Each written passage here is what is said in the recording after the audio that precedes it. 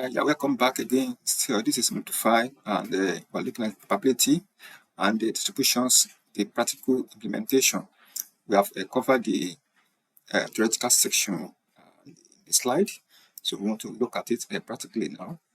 So this is just a hand-on comparison, companion to the Multiply slide we just finished recently.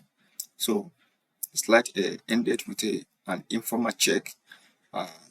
Does a histogram look roughly bell shape? So we want to confirm from this practical implementation. This notebook replaces that eyeball test with the real thing, fitting actual distribution with a SciPy, testing, normality, formality, and finding a distribution that actually fits our skill column. So we get a genuinely useful and slightly humbling result along the way. So let's start by running our first data, loading our library. All right, so then let's call our data set. As usual, we're using our clean database data set, which have 320 column. So we are going to be dropping some data as we journey gradually, but let's load it. So we have our 320 rows, this is our shape, 320 rows. So now we're going to fit in a normal distribution to age. So because remember that age look roughly normally distributed in our slide. Okay, so we want to confirm if it's true here by using both the graphical illustration and the test applicability. So we are going to use test together with graphical illustration. So to confirm, so it looks so normalish of our two numeric column back in module 3 and 4, if you remember. So skewness close to 0, that is get around minus 0.04, if you remember there.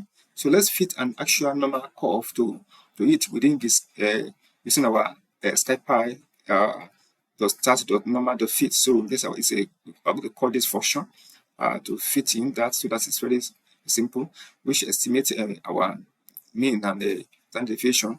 So let's call this now. All right, so now look at it here. We are dealing with only the age for now. All right, so this is our fitted curve. We just printed now. This is our normal distribution. So fitted normal is our, you can see our mean here. See the sigma. So here we are having if we look closely now at the shape, the actual bar are much flatter across the middle than the fitted bell curve expected. Okay, there is no peak, no real peak. That is a really useful observation. It's not a flaw at all. So okay, so that is what we have currently. So let's last time we talked about our testing rule of 68, 95, 99.7. Let's test to get our data again here with our live data and see if it meets our expected result. So let's check whether our read data actually obey the rule. So let's loop here. We have to loop here for each of them to see if our age. We are using age only. Don't forget age numeric values. We will use age with the mean and see if it meets our expected. So let's see. You can see here this one, the first one here, fall within the first range. Okay, the theoretical value is 68.27, that's 80.3 approximately, right? Only 57.8%, which is this one, of age fall within one standard deviation, which is a first level of rule, against our theoretical 3.3. So, and 100% here, both fall within 2 and 3 standard deviation. So when theory expects 95.7% and 9.7%, both of those are signs of a distribution that isn't actually bell shape, right? Even though it is symmetric, H was generally generated over a hard range with no real peak in the middle, closer to a flat uniform spread than a normal curve.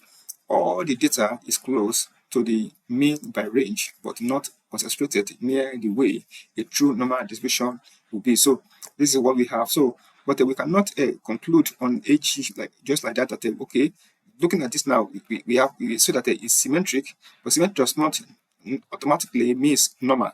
Okay, this is exactly the kind of thing that the eyeball check can miss. So we need to do a verification using a test to confirm that this particular data or or this column in the data is normally distributed, is a pass normality check. So the best way to do that is to use Shapiro-Wilk to test it. Shapiro-Wilk is a very powerful test which gives us a standard verification that this particular column or the data pass normality test. So just understand that when the test is smaller than our p-value is 0.05, when it is smaller than it, it means that it failed. Okay. When it is less than 0.05, which we call significant state, all right, it means it fails Shapiro normality test. But if it's more than 0.05, it means it's passed Shapiro normality test. So that is how it is read. So let's run this and see against our hypothesis and see if it's going to work. Okay, if we got, so let's run this one. Now looking at this now, you can see now H now we have in 0.9, p-value says this one is both value is very high. Okay, both p-value is very, and it's 0.000 something. So which means both of them they both fail multi-test, right? Because they are less than 0.05. Can you see? They are less than 0.05. So they both fail, despite H looking reasonably symmetric at a glance. So when you look at it visually, you think that you may want to conclude by observation that H meet normality requirements. But unfortunately, when you now subject it to a test, a statistical test, you discover that it does not mean. So it's just a visual display. So don't conclude by just visually looking at a shape, bell shape. You need to subject to a test as well to confirm. Both must align. So if both aligns, you know that what you are saying is actually accurate. Else, it's a data problem. So you have to confirm by testing. So that is what we did here now. So looking visibly at a glance. So this matters directly for part 2, which we study. It means that we can't just assume that H is safe for parametric tests. We can't assume. So we're going to do that by next module. Without checking it, we need to check first. So it allows also preview something worth remembering. With a large sample of 320 data set, Shapiro-Wilk becomes very sensitive to any deviation from perfectly normal. Even one too small to matter practically. Formal tests need judgment applied to them to not blind us. So let's apply same thing with our purchase amount is already numeric now. Let's apply. So in this case, we are already seeing the test already. So we don't need to, the test already here. So we don't need to do that anymore. Just look at the shape as usual, the way we did for H. Okay, you can see the shape here. See the shape is fitted normal curve, this actual data, right? So this shape, so the fitted normal curve is almost invisible. You can see flattened to nearly a straight line by the same handful of wire. We've now met 4 separate times across this course. So a normal distribution is clearly the wrong tool here. So what is the better one? So let's do the fitting. Yeah, let's find a distribution that actually fits. Okay.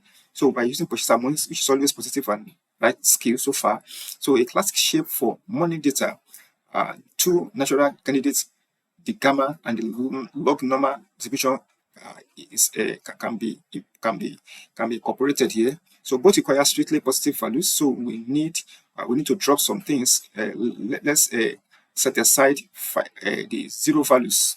Okay, we have some 0 values in our $0 in our purchase amount. So and I think there are 5 in number. So we need to drop them. So from 320, we may end up having 315 to work with.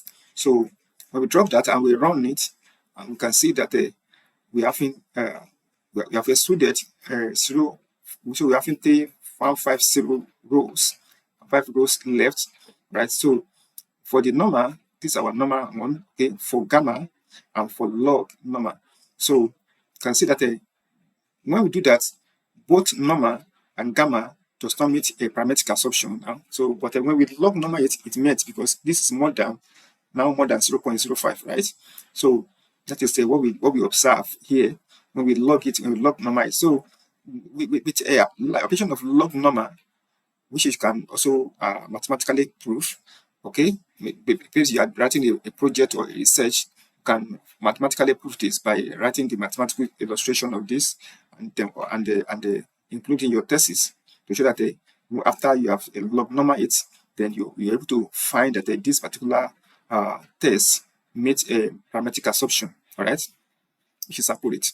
So you can see here as a small k starts and a larger p-value means a better fit. So the ranking is dramatic. Normal is decisively rejected. Gamma is a big improvement but still rejected. And log normal is not rejected at all. Why? Because it's greater than 0.05. It's genuinely good fit. Let's see the fit now and how it look like. Let's look at it, how it look like, and see the curve here, the new curve for log normal. Can you see the log normal curve? How it looks like. So it fitting the shape different from the previous one. Look at the previous one. So can you see? It look like. Now look at it now here. Can you see? Okay, so that is what we got. So now putting binomial to work now for our churn variable back in the slide. So binomial example, check what was out of 100 customer, how many churn do we have? So okay, we have a re-observed churn rate. Let's actually use it. So we have a churn rate here, so we can call it we have yes and so for yes mean, so and so on. You can run it here and see. So we observe 24%, 24.1%, 77 out of 320.